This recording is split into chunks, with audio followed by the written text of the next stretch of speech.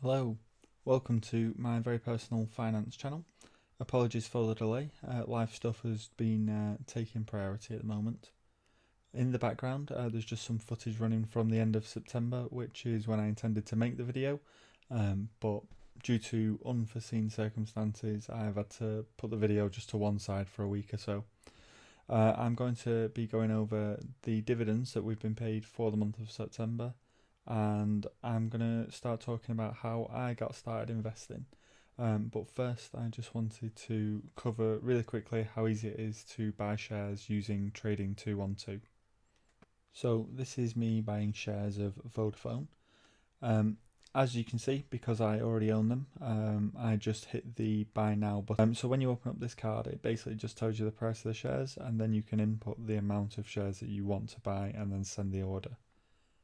Once the order has been sent, the confirmation card then pops up, allowing you to confirm your order for the purchases. The total cost for the 50 shares that I'm buying is £51.76, and that's with 26 pence of stamp duty as well, but that's a tax, so you can't avoid it. It then pops up in the top right hand side just to tell us that the order has been successfully executed. This brings my total position size within Vodafone to a total of 300 shares, and that's with an average cost of £1.10 per share. As it stands, I'm still making a loss, but I think Vodafone will increase in value over the coming years, especially with the addition of 5G and then eventually moving on to 6G. I think they're going to be an invaluable provider. Obviously that's just speculation, but I wouldn't be buying them if I didn't think that I could hold them for at least 10 years. Alright, so moving on to dividends. For September, I've made a total of £25.41. That brings my year to date of passive income to £36.70. Bearing in mind that I've been investing steadily for 6 months, I'm very, very happy with that result. So for the particulars, Tritax Big Box paid us £1.63. They pay every quarter. Nordic American Tankers paid £7.58. They also pay every quarter, but this dividend was a huge one. It was 20 cents per share they paid. Normally they pay about 6 cents, so we got quite a good one there. BAE Systems paid us £13.80, and they'll pay us again end of November, early December time. And Aviva paid us £2.40. So taking the cost of the total investments, my position size for all four of those companies is £868, which means that I have made about 2.9% this month.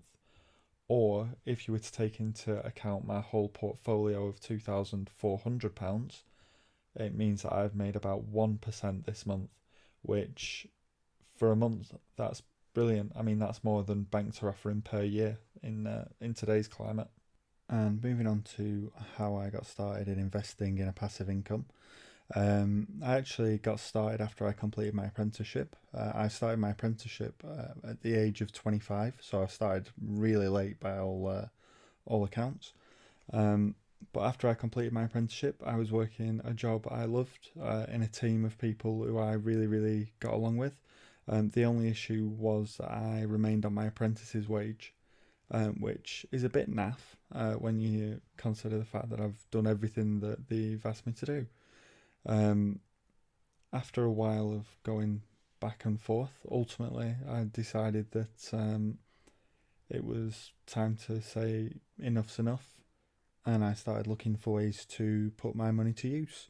After a while, lots of YouTube videos, several books later, I landed on passive income, and that was my first step. It was the acknowledgement, the realization that I was in a situation that, whilst I didn't want to be in that situation, I couldn't see a way out of it. I think that was the most difficult step. It was the sort of mental shift where I went from woe is me to all right, well, what can I do to change the situation that I'm in? It was that sense of more personal responsibility. where I just suddenly went, I'm sick of being told what to do by this human being who isn't in any way after helping me. All he wants to do is help himself. And so I sought to change that. And that was like someone just flicked a switch. So roughly a year later, I've got a better job. I've obviously got £2,500 invested. Last week, I put a deposit down on my first house, and that's all because I took that first step. I just decided that that was it. Enough was enough, and sort of went for it. And I certainly don't think that personality trait is unique to me in any way. Some of the best advice I ever got was if you don't like something, change it. And with that in mind, I am now fully focused on my financial freedom. And so I am exerting all of my energies towards that goal. Every little step I take now is in that direction. Every month that I deposit some money, every dividend I make, every shift of overtime that I do takes me closer and closer to that goal. And despite it being several years away, I'm still incredibly optimistic about it.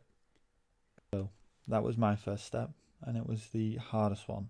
But it flicked a switch in my head where I now no longer work for money. I work to achieve financial independence, and it's that new outlook on being an employee that really helps me to enjoy working because I know what I'm doing it for. I take it you have similar goals, similar motivations, and I'd love to hear what caused you to take the first step or to draw the line in the sand and just say enough is enough, or maybe for whatever reason you haven't taken it yet.